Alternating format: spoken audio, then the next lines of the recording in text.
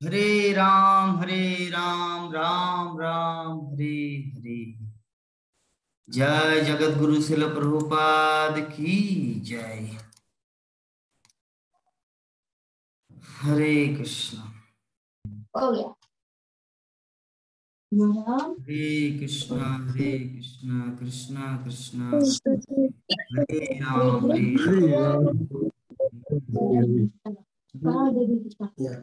तो हम सभी को इस संसार में रहते हुए भक्ति करना है और भक्ति करते हुए एक दिन भगवत धाम को प्राप्त करना है।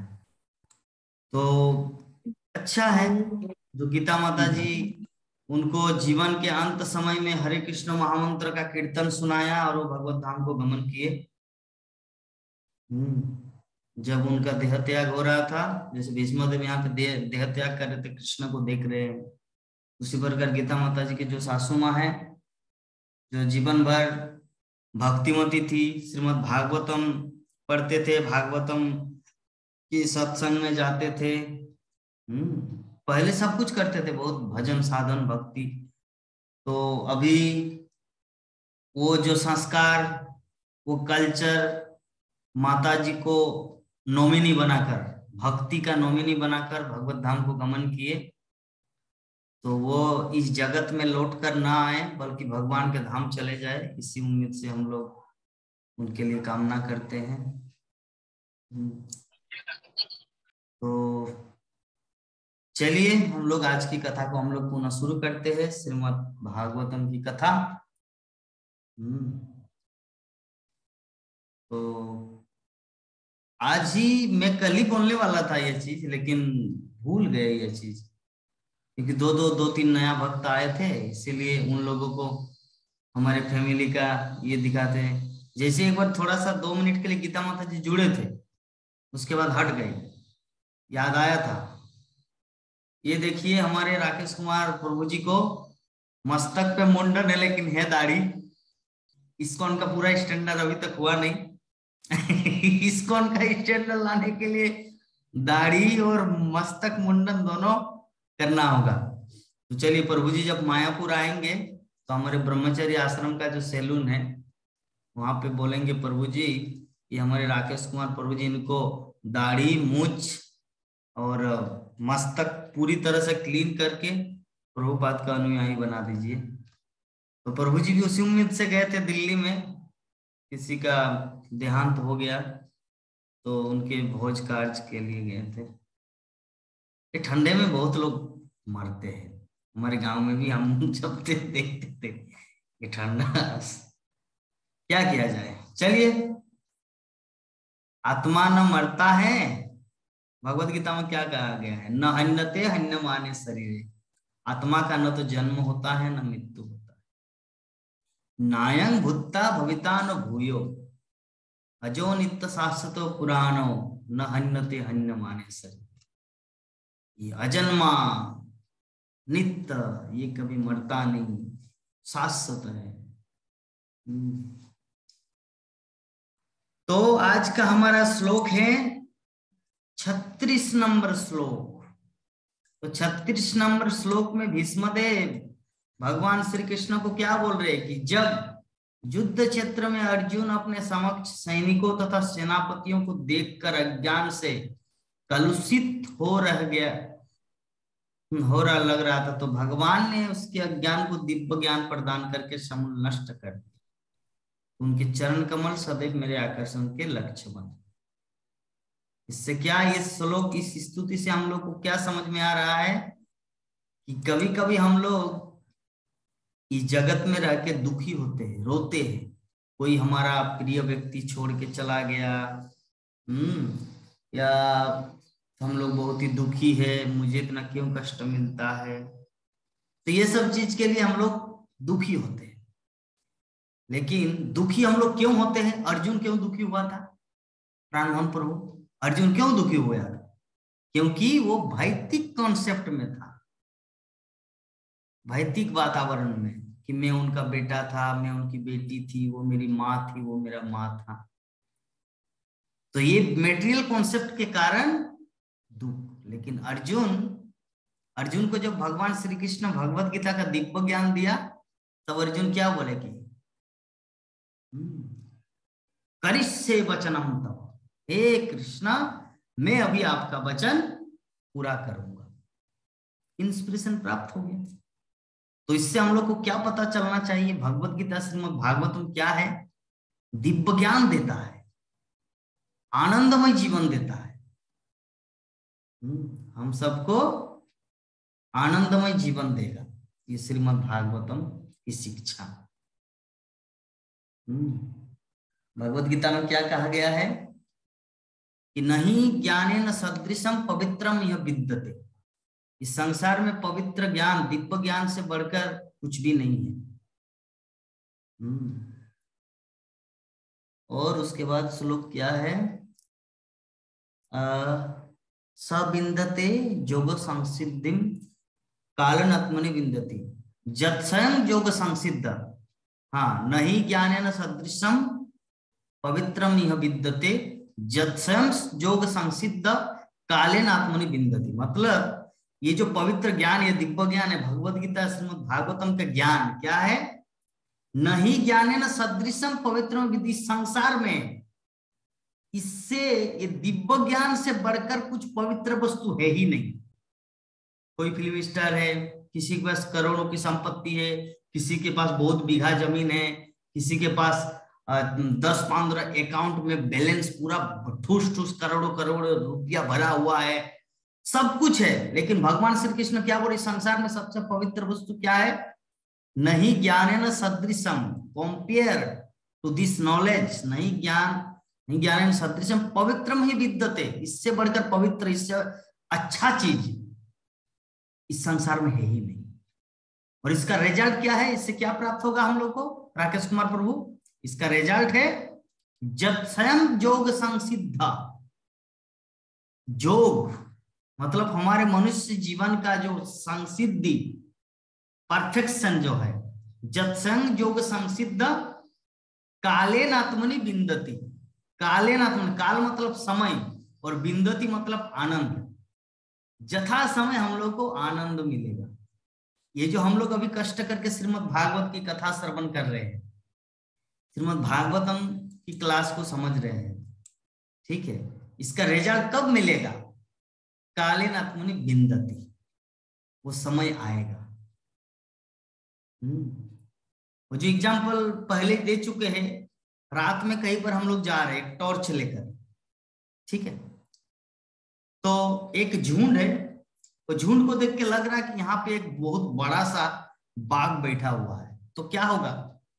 डर लगेगा, बहुत ही भय आएगा, दुश्चिंता आएगा, अरे तुरंत आके मुझे झपट न ले। हाँ, एक व्यक्ति था, राकेश कुमार प्रभु, एक व्यक्ति था जो, जिसको चैलेंज किया था कि 10,000 रुपया देंगे आपको, रात 12 बजे शमशान घाट में एक ये गाड़ के लाना है। क्या बोलते हैं उसको? बाटाली ना, हिंदी में क्या बोलते हैं? जो मिस्त्री लोग ठूकते हैं, ठूक ठूक ठूक ठूक जो ठूकते हैं, है ना। तो मिट्टी, जो शमशान घाट है, शमशान घाट में जाके एक मिट्टी में एक लकड़ी को गाड़ के आना है। पिता माता जी सभी भक्तगण सुन रहे ध्यान से। एक व्यक्ति को चैलेंज किया, चैलेंज मतलब बोले कि 10,000 रुपया तुमको देंगे अगर तुम ये काम कर दोगे तो बोले कि क्या है उसमें, शमशान घाट में क्या ऐसा चीज है जो आप लोग डरते हो इतना? बोले कि तुम अगर करके दिखाओगे तो मैं तुम्हें 10,000 रुपये यूं ही कैश दे दूंगा, कैश। बोले कि आप मुझे बताओ तो उसमें क्या हुआ? अरे 2-3 लोग मर चुके हैं, वहां पे भूत रहता है, भूत, शमशान घाट में भूत रहता है। बोले कि भूत रहता है? अरे भूत मूत में कुछ नहीं मानता हूं, आप मुझे पैसा दो और देखो तमाशा। बोले कि ठीक है। तो व्यक्ति पक्का 12:01 में 12 बज के घर से निकला, क्या लेके? वो कुल्हाड़ी, मतलब वो जो ठूकने वाला ये याद नहीं आ रहा यार, हिंदी में इसको क्या बोलते हैं? लक्ष्मी भी सोई हुई है, उनको पूछे। हथौड़ा बोला जाता है प्रभु जी। हथौड़ी, यस यस, हथौड़ी, हथौड़ी, हाँ, हथौड़ा, हथौड़ी। तो हथौड़ा और एक लकड़ी, लकड़ी और हथौड़ा लेके शमशान घाट गए 12 बजे, पक्का 12 बजे। 12 बजे जाने के बाद वो धोती पहना हुआ था व्यक्ति, तो जैसे वो तो खड़ा था, वो उसको तो बैठना पड़ेगा, तो बैठने से धोती भी फैल जाता है। आप लोग समझ रहे हैं मेरे तथ्य को, बात को? बैठने से धोती भी फैल जाता है, और अंधकार रात था, अमावस्या का रात, लाइट भी साथ में नहीं थी। तो क्या किया, उसको पता नहीं चला कि मैं मिट्टी में गाड़ा, साला धोती के ऊपर ही वो उसको हथौड़ी से गाड़ दिया। अभी मजा क्या है, जैसे ही गार्ड एकदम नीचे घुसा दिया, धोती के साथ गाड़ गया, उनको भी दिखाई नहीं दे रहा। अभी वहां से भागने का प्लान कर रहे हैं, भागने का प्लान। उसका काम क्या है, वहां पे वो लकड़ी का ये गाड़ के चले आओ, टेक दिस 10,000 रुपीज।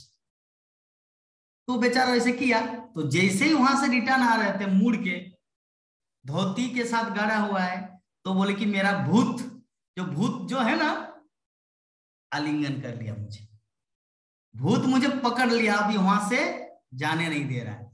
वही पर छटपट छटपट छटपट छटपट छटपट छटपट करके मर गया। तो मरने के पीछे कारण क्या है बताइए?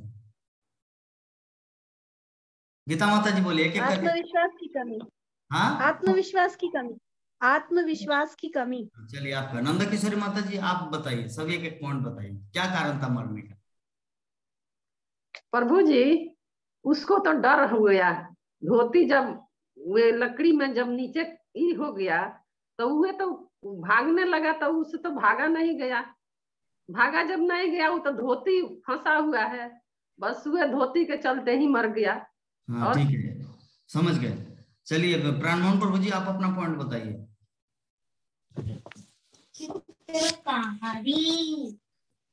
उसके मन में भय हो गया कि एक सचमुच कारण में बताइए, अलग अलग कारण बताइए। जैसे वो तो कारण बता दिए नंद किशोर माता जी, दूसरा कारण बताइए, मैं बता रहा हूँ फिर अंत में। राकेश कुमार प्रभु जी, आप बताइए क्या कारण, वो उसके मरने के पीछे कारण क्या था?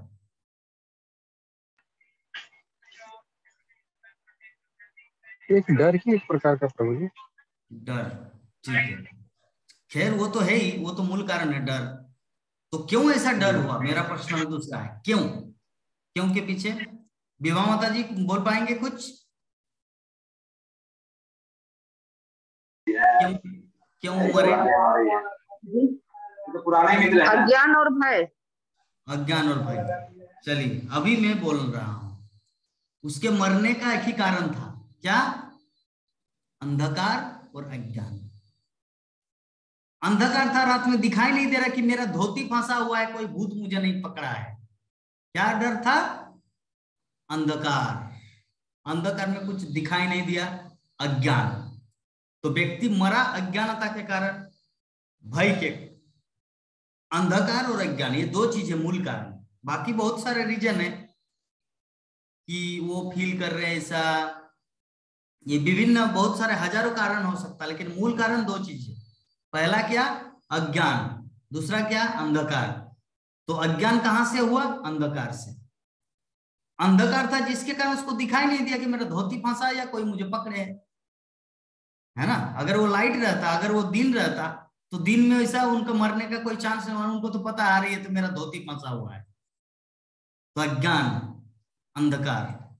उसी प्रकार इस संसार में जितने सारे लोग हैं, ये सबके पीछे एक ही रहस्य है सबके जीवन में, कि अगर हमारे पास दिव्य ज्ञान नहीं है तो हम लोग को उसी तरह, हम यही सोच रहे थे कि हमारे प्रभु जी ही होंगे हम तो, हमारे जीवन में ये मरने के पीछे एक ही कारण है, वो है अज्ञानता, भय। तो अगर कोई भक्ति में जीवन में आता है तो क्या होता है, ये सब चीज दूरीभूत होता है। ठीक है, तो इसीलिए भगवत गीता में कहा गया इस संसार में सबसे बड़ा संसिद्धि क्या है? जत्सन योग संसिद्धि। श्रीमद् भगवत गीता 4th अध्याय श्लोक संख्या 37 या 35 ऐसा कुछ, मतलब 33 से लेकर 37 के बीच होगा ये श्लोक। नहीं ज्ञानेन सदृशम पवित्रम य विद्यते जत्सं सौयोग संस्थितम काले न तुमने बिंदती। इस संसार में दिव्य ज्ञान से बढ़कर कुछ है ही नहीं। अगर वो आपके पास है तो आपके पास सब कुछ है। जैसे उदाहरण दिया था एक बार, इससे भी पहले, कि एक माझी भाई था, नाविक। किस किस को याद है जो बोले थे कि आपको मैथमेटिक्स आता है? बोले कि नहीं। तब तो आपका 25% जीवन का लॉस। आपको साइंस आता है? बोले कि नहीं। तब तो आपका 50% लॉस। आपको सोशल साइंस आता है, इंग्लिश पढ़ना आता है? बोले कि नहीं। तब तो आपका 75% लॉस। तो जैसे ही बीच नदी में गया नौका, नाविक, तो अभी पूरा बाढ़ आने में, मतलब क्या बोलते हैं, ढेव, उथल पुथल हो रहा है, नौका अभी डूबने वाला है। तो नाविक बोले कि सर जी आपको तैरना आता है? बोले कि नहीं। तब तो आपका 100% ही लॉस है ना। मेरा तो 75% लॉस हुआ। साइंस नहीं जानते, मैथमेटिक्स नहीं जानते, इंग्लिश नहीं जानते। लेकिन आपका तो पूरा 100 के 100% ही लॉस, क्योंकि आपको तैरना नहीं आता। आप तो अभी डूब के मरो, है ना। तो बुद्धिमान कौन है इस संसार में? जिसको तैरना आता है। इस संसार में कौन व्यक्ति तैर पाते हैं? जो भक्ति करता है। क्योंकि भव सागर, ये भव सागर में हर कोई व्यक्ति हाबुडुबु खा रहा है। हाबुडुबु मतलब कोई बच्चा जब पानी में गिरता है तो पानी पी के पेट फूल जाता है, हाबुडुबु उसको बोलते हैं। उसमें से कोई आके अगर उससे बचा लेता तो बच जाता है, अन्यथा डेथ इज फाइनल। तो ये जो भव सागर है, हम लोग जो हाबुडुबु खा रहे हैं, जो मर रहे हैं, तो कौन बचा सकता है इस संसार में? तमादिदेवम करुणानिधानम तमाल वर्णम सुहितावतारम अपार संसार समुद्र से तो भजा महाभागवत स्वरूपम। इस संसार में श्रीमद् भागवतम हम सबको बचाएंगे भव सागर में। बोले कि तमादि देवम करुणानिधानम तमाल वर्णम सुहित अवतारम। हे भागवतम, आप आदि देव हो। तमाल वर्णम, आपका जो रंग है भगवान श्री कृष्ण के शरीर के रंग जैसा है। तमादि देवम करुणा, तमाल वर्ण सुहित अवतारम। और आप इस जगत में जो आए हैं ग्रंथ के रूप में, सुहित अवतार, आप अवतार लेके आए हैं। क्या अवतार? पुस्तक के रूप में आए हैं। भजा महाभागवत स्वरूपम। मैं उस श्रीमद् भागवतम की स्तुति करता हूँ।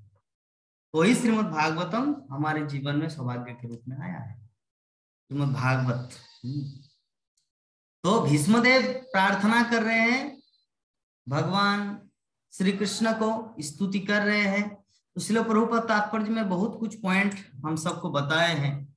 ये पॉइंट जैसे राजा पहले युग में कैसा होता था, लड़ाई झगड़ा। पहले युग में राजा खुद जाते थे लड़ाई करने के लिए, ठीक है। लेकिन आजकल के युग में श्रील प्रभुपाद उदाहरण दे रहे हैं यहाँ पर कि राजा या राष्ट्रपति या प्रधानमंत्री वो तो घर में बैठे हुए रिमोट कंट्रोल कर रहे हैं और फाइटिंग कर रहे हैं। पुलिस, सेनापति, आपका जम्मू कश्मीर में मर रहे हैं लोग, क्या बोलते हैं, हमारे मिलिट्री लोग, और यहाँ पे ये लोग ऐश कर रहे हैं।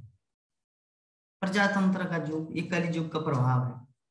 तो पहले युग वैदिक काल और वर्तमान कलि युग में यही अंतर है। वैदिक काल में ऐसा नहीं था। वैदिक काल में जिसका साथ जिसका फाइटिंग करना वो खुद जाता था। जैसे हम लोग जानते हैं नवाब हुसैन शाह सनातन गोस्वामी को बोले थे कि चलिए उड़ीसा आक्रमण करने जाएंगे। तो सनातन गोस्वामी बोले कि क्यों जगन्नाथ भगवान को कष्ट देने जा रहे हैं वो। बोले कि ठीक है तुम मत जाओ, मैं जा रहा हूं। तो चले गए। और भी हम लोग जाते हैं विश्वामित्र जो पहले राजा था, तो बोले कि हमें राज्य को बढ़ाना है, खुद गए थे। फिर वशिष्ठ के आश्रम में आए। उसके बाद फिर रावण, वो भी अपना विस्तार करने के लिए गए थे। हम लोग विष्णु पुराण सीरियल में भी देखे, इस प्रकार अपना बहनोई को मारा। क्या नाम था? विद्युत जिह्वा को। विद्युत जिह्वा क्या सोच रहे थे कि अगर मैं रावण की बहन से प्रेम लीला करूं, शादी करूं, लव मैरिज करूं, तो हो सकता है रावण मुझे रक्षा करेंगे। तो रावण क्या बोला, विद्युत जी हुआ, तुमने ये सोच के बहुत बड़ी भूल की है कि तुम ये सोच रहे थे कि मेरी बहन के साथ शादी करके तुम रावण को अपना साला बना लोगे और मैं आपको क्षमा कर दूंगा। ये हो ही नहीं सकता, रावण का सिद्धांत कभी बदलेगा नहीं। और रावण ने विद्युत जीवा को मार दिया और पूरे पृथ्वी पर कब्जा किया। उसके बाद उनके नाना को क्या बताए, सुमाली को, कि मैं अभी स्वर्ग लोक जाऊंगा आक्रमण करने के लिए। तो रावण ये नहीं कर रहे थे कि सेनापति जाओ, सेना जाओ, मैं घर में बैठ के रिमोट कंट्रोल लैपटॉप से पूरा एनीडेस्क के द्वारा सब कुछ करो, नहीं, रावण खुद जाता था। तो जो भी है, प्राचीन काल और वर्तमान काल में ही अंतर है। तो अर्जुन ने ये सब देखा क्या, कुरुक्षेत्र के युद्ध मैदान में युद्ध होने से पहले उन्होंने एक चीज देखा कि राज्य लिप्सा के कारण इतने सारे लोग वहां पर इकट्ठा हुए हैं दुर्योधन के साइड में। लेकिन अर्जुन सोच रहे कि ये सब मूर्ख है जो एक अधर्मी का साथ देने के लिए यहाँ पर आए हैं और मेरे साथ युद्ध करने, यद्यपि ये सब मरेंगे। और अर्जुन ने सबको मारा। अंत में 64 करोड़ जनसंख्या मरे। तो 64 करोड़ जनसंख्या मरने के बाद युधिष्ठिर महाराज चिंतित हुए और 64 करोड़ जनसंख्या मरने से पहले अर्जुन चिंतित था। तो जब अर्जुन चिंतित था तो उस समय भगवत गीता का उपदेश हुआ, और जब युधिष्ठिर महाराज चिंतित थे तो श्रीमद् भागवतम का उपदेश हुआ, मतलब भीष्मदेव का उपदेश हुआ। तो भीष्मदेव ये सब दान धर्म, स्त्री धर्म, राज धर्म, ये धर्म, वो धर्म, सब कुछ तो बता दिए शांति पर्व में, महाभारत में। अभी क्या कर रहे हैं, भीष्मदेव भगवान श्री कृष्ण की स्तुति कर रहे हैं। तो ये चीज भीष्मदेव के माध्यम से हम प्रत्येक व्यक्ति के जीवन में हम लोग को एक चीज ठान लेना है कि हम लोग इस संसार में कुछ भी करें, हाँ, चाहे कोई आयुर्वेदिक का बिजनेस कर रहे, चाहे कोई एटीएम में जाकर पैसा डाल रहे, चाहे कोई आपका अकाउंट्स खाता देख रहे, चाहे कोई पेंशन के भागीदारी है, चाहे कोई जो भी है, कुछ भी हो, हमारा जीवन का एक लक्ष्य मतलब वो करना है, वो है कि भगवान श्री कृष्ण की स्तुति करने का प्रैक्टिस। इसलिए प्रभुपाद एवरीडे स्तुति करते थे। इसलिए प्रभुपाद को पूछा कुछ शिष्यगण, प्रभुपाद आप किसकी स्तुति करते हैं? बोले कि भगवान श्री कृष्ण की। बोले कि कैसे करते? संस्कृत में? बोले कि नहीं, इंग्लिश में। बोले कि इंग्लिश में भी स्तुति होता है? बोले कि हाँ, भावग्राही जनार्दन। भगवान श्री कृष्ण को स्तुति करने के लिए संस्कृत सीखने का जरूरत नहीं है, आपके मन के भाव को व्यक्त करना ही स्तुति कहलाता है। जैसे हमारे प्रमुख प्रभु जी बोल रहे थे कि मैं क्लास में तो बैठूंगा, लेकिन प्रभु जी अगर क्वेश्चन कर दे तो तब क्या होगा? प्राणमोहन प्रभु जी हंस रहे। तो माता जी बोले कि क्वेश्चन कर देंगे तो क्या होगा? उत्तर दे देंगे। बोले क्या, अगर मुझे नहीं आता तो? बोले नहीं आता तो क्या हुआ है, बोल देना प्रभु जी मुझे नहीं आता। बोल देना कि प्रभु जी मुझे नहीं आता। बोले कि अच्छा ठीक है। तो पहले दिन प्रश्न किया, प्रभु जी बताइए गंगा के पानी में और गटर के पानी में अंतर क्या है? तो प्रभु जी उत्तर दिया कि गंगा के पानी में स्मेल नहीं आते, उसमें कीड़ा नहीं लगता, और गटर के पानी में लगता है। तो माता जी बोले कितना सुंदर जवाब दिया, पहले दिन में या फर्स्ट डिवीजन कर ली। तो अभी क्लास में प्रॉब्लम क्या है ना? ये सब थोड़ा थोड़ा प्रश्न करना पड़ता है ना? तो जो भी है, अल्टीमेटली हम लोग को हर फील्ड का थोड़ा थोड़ा जानकारी होना चाहिए।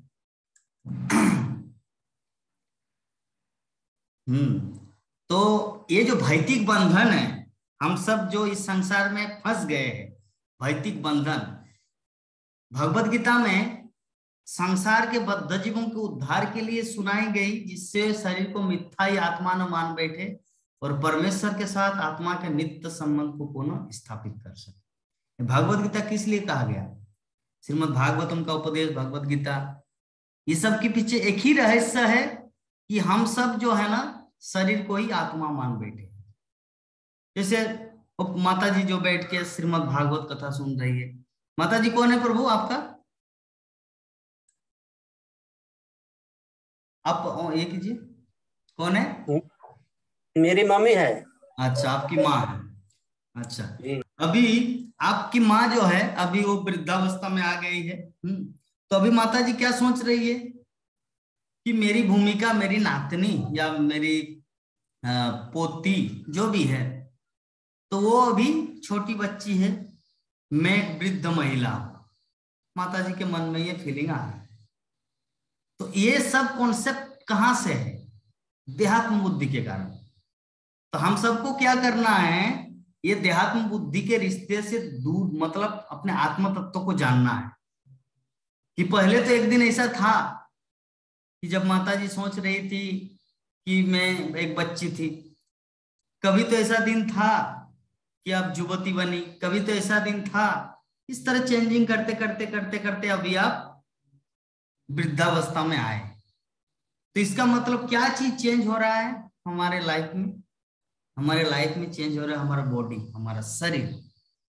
तो अगर शरीर हूं, इसको तो बदलना नहीं चाहिए। बदल रहे क्यों? बदल रहे इसका मतलब ये मैं नहीं हूं, क्योंकि मैं तो पहले भी वही था। क्या मैं अभी आपको अगर पूछूं माता जी कि माता जी जब आप 7 साल की थी तब वो कौन थी? तो अगर आप बोलेंगे प्रभु जी वो मैं नहीं थी, वो कोई दूसरी लड़की थी, क्या आप ऐसे बोलेंगे? पर मैं प्रभु जी की माँ हूं, आपको पूछ रहा हूं। अगर मैं आपको बोलूं कि माता जी जब आपका उम्र 7 साल की थी, तो मैं अगर आपको पूछ रहा हूं कि वो 7 साल की उम्र वो कौन थी, तो आप क्या बोलेंगे? मैं ही थी या कोई दूसरी लड़की थी? क्या बोलेंगे आप? मैं ही थी। तो मैं ही थी मतलब वो 7 साल वाली वाला भी आप ही है। 70 साल की उम्र में जो अभी है वो भी आप ही है। और भगवत गीता में बोलते हैं कि तथा देहांतर प्राप्ति धीरज तत्र न मुह्यति। हाँ, आपका क्या है? सुनो, देहनस्मिन यथा देहे कौमारम यौवनम जरा तथा देहांतर प्राप्ति धीरज तत्र न मुह्यति। जिस प्रकार देहधारी आत्मा बच्चे से लेकर युवावस्था, युवावस्था से वृद्धावस्था, वृद्धावस्था से अंतिम में अपने शरीर का त्याग, देहांतर, देह अंतर, देहांतर का तो धीरज तत्व न मुह्यति। जो धीर व्यक्ति होता है, जो आत्म तत्व ज्ञानी होता है, मुह्यति न मुह्यति मतलब वो मोहित नहीं होता। लेकिन जो धीर नहीं है, जो अधीर है, जिसका वैदिक ज्ञान नहीं है, वो बाबा रे मैं मरूंगा मरूंगी, वो फेल हो जाता है। वो कौन है? वो अधीर है। लेकिन धीर कौन है? अरे ठीक है, मैं तो पहले बच्ची थी, पहले युवक, फिर युवक बने, बूढ़ा बन गए, उसके बाद शरीर को त्यागना है, दूसरा शरीर धारण करना है। इसमें चिंता का क्या विषय? तो ये कौन फील कर सकता है ऐसा? जो धीर प्रकृति है। भगवत गीता में भगवान श्री कृष्ण बोल रहे जो धीर है। लेकिन अभी हम लोग क्या है, धीर है या अधीर है? प्राण मोहन प्रभु क्या है, धीर या अधीर?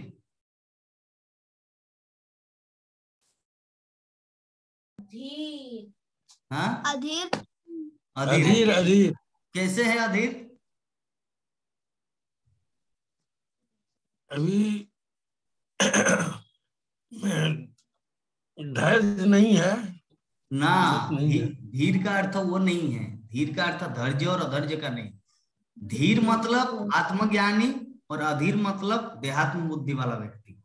अधीर का 2 शब्द आता है, मतलब 2 मीनिंग है। अधीर का एक मीनिंग होता है चंचल, रेस्टलेस, इंग्लिश में जिसे बोलते हैं रेस्टलेस, चंचल, अधीर। और अधीर का एक दूसरा मीनिंग आता है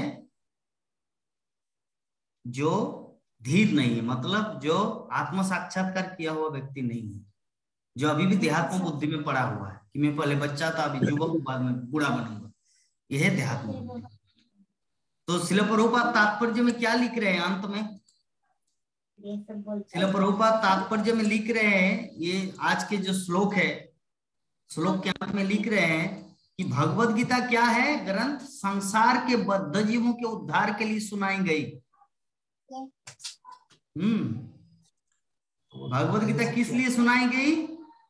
संसार के बद्ध जीवों के लिए। हम सब बद्ध जीव है, पड़े हुए, उद्धार के लिए सुनाई गई, जिससे शरीर को मिथ्या ही आत्मा न मान बैठे और परमेश्वर के साथ आत्मा के नित्य संबंध को पुनः स्थापित कर सके, इसलिए भगवत गीता सुनाई गई। तो भगवान द्वारा आत्मविद्या का प्रवचन मुख्य रूप से ब्रह्मांड के सभी भागों के समस्त व्यक्तियों के लाभ के लिए हुआ था। ठीक है, तो ये जो भी है श्रीमद् भगवत गीता, श्रीमद् भागवतम, चैतन्य चरितामृत, ये जो हमारे शास्त्र ग्रंथ है, जो भगवान द्वारा कहा गया, भगवान के बारे में जो कुछ लिखा हुआ, ये सर्व मंगलमय है। इसको अध्ययन करने से, इसको श्रवण करने से हमारे जीवन में परम मंगल होता है। और परम मंगल का अर्थ क्या? मंगल का अर्थ क्या है? गरीब से धनी नहीं। परम मंगल का अर्थ होता है गरीब से धनी नहीं, धनी गरीब से ऊपर भगवत धाम में कृष्ण के दास बनना, उसे कहा जाता परम मंगल। तो हम सब धीरे धीरे इस प्रैक्टिस में हैं, इस प्रोसेस में हैं। इसका मतलब हम लोग उस स्थिति को प्राप्त करेंगे, उस गंतव्य को प्राप्त करेंगे। बच्चा जब वन क्लास में एडमिशन लेते हैं तो वो तुरंत ये विचार नहीं कर सकता, नहीं कल्पना कर सकते कि मैं 10 क्लास में एग्जाम जिस दिन देने जाऊंगा, कौन सा शर्ट पहनूंगा, कौन सा कलम ये करूंगा, फिर जब मैं लिखूंगा तो उसमें मेरे टीचर मेरे सामने रहेंगे कि नहीं, या क्या, वो कल्पना नहीं कर सकता और कल्पना करना भी नहीं चाहिए। बल्कि उनका कर्तव्य क्या है? वो जो 1 क्लास में एडमिशन लिया, 1 क्लास अच्छी तरह पढ़ाई करे, 2 क्लास में उठे, 2 क्लास अच्छी तरह पढ़ाई करे, 3 क्लास में उठे, 3 क्लास में पढ़ाई करे, 4थे क्लास में उठे। तो इस प्रकार ग्रेजुअली प्रोसेस से उसको एक दिन मैट्रिक का एग्जाम, माध्यमिक का एग्जाम देना होता है और वो पास करता है। ओवर थिंकिंग नहीं करना चाहिए। अगर एक बच्चा अभी हमारे मुरारी, वो भी स्कूल भी नहीं गए, एडमिशन भी नहीं हुआ, अगर वो भी अगर अभी से सोचे अरे पता नहीं कैसे मैं एग्जाम दो, मैट्रिक का एग्जाम, फिर पता नहीं जब मैं चोरी करूंगा उस समय टीचर सामने आमने सामने रहेंगे, क्या, उसको अगर इसी चीज के लिए अगर अभी से माथा खराब करे तो क्या होगा? इसको बोलते ओवर थिंकिंग। ओवर थिंकिंग हमारे जीवन में नहीं करना चाहिए। जैसे कहते चट लगन चट बिया, मतलब जो अभी है उसको लेके चलो।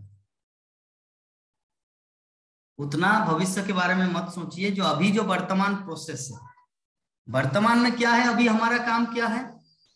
16 माला का जप करना, 16 से ज्यादा भी करना। अभी तो गीता माता जी 32 माला भी कर सकते, जैसे आज हमारे विभा माता जी बोले, उनका माता जी का तो भाग्य तो हुआ है, जो भी है अल्टीमेटली वो डिस्कस नहीं करना है।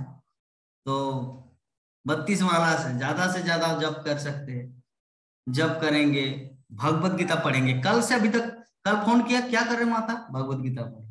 अब सुबह फोन किया, क्या कर रहे माता? भगवत गीता पढ़े, है ना? तो सच में दिस इज वंडरफुल लाइफ।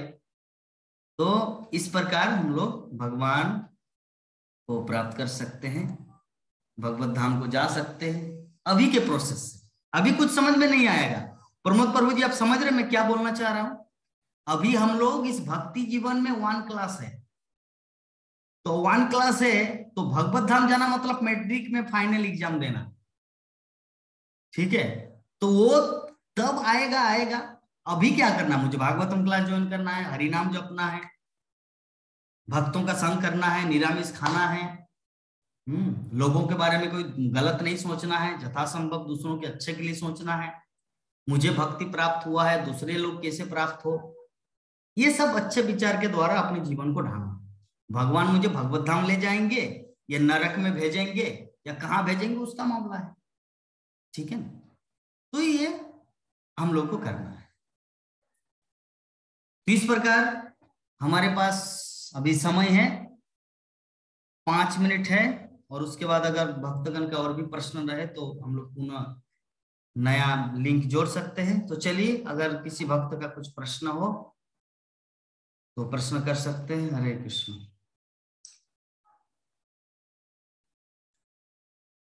अच्छा, पहले हम प्रमोद प्रभु जी का ही प्रश्न लेते हैं। प्रभु जी का बहुत प्रश्न है।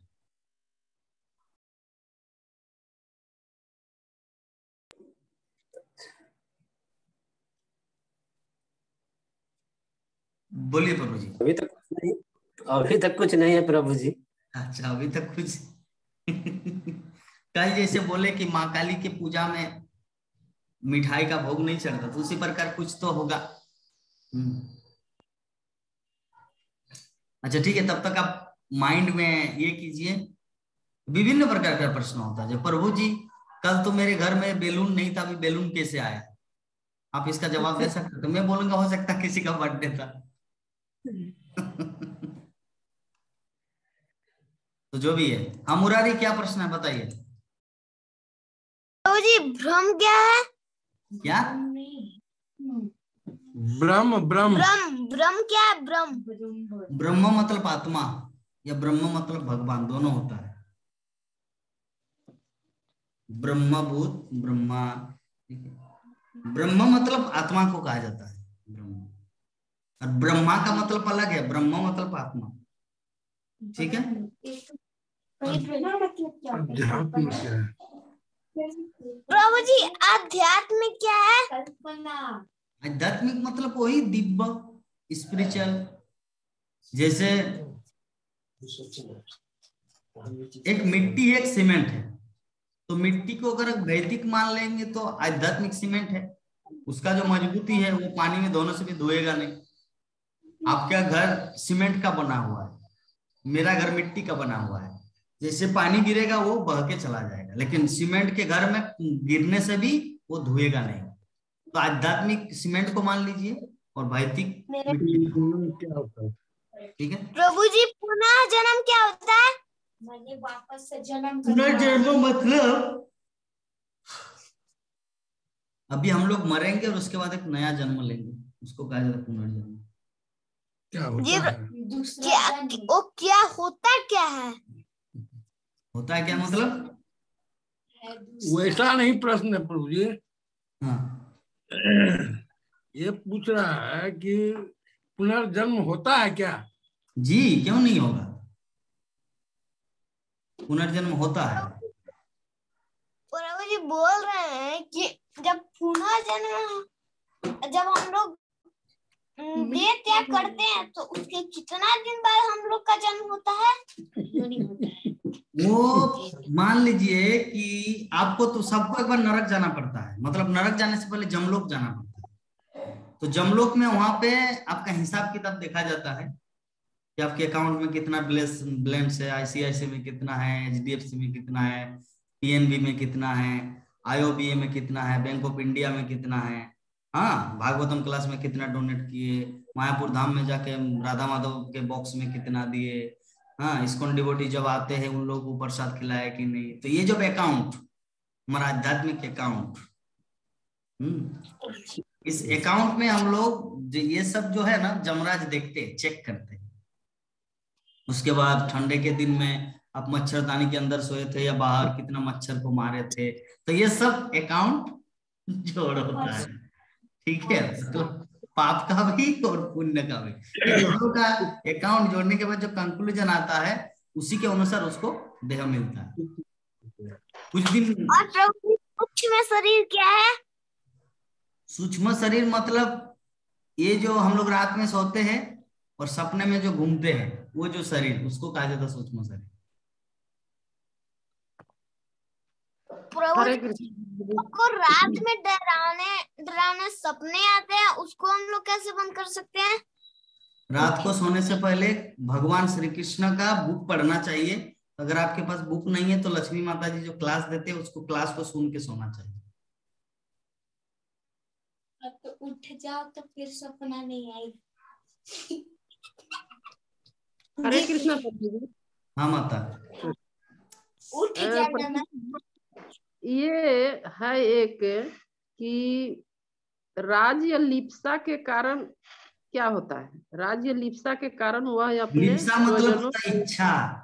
इच्छा जैसे आपका इच्छा था ना कि मैं मायापुर धाम नहीं जाऊंगी, मेरी बेटी लोग नहीं माने, तो ये घर का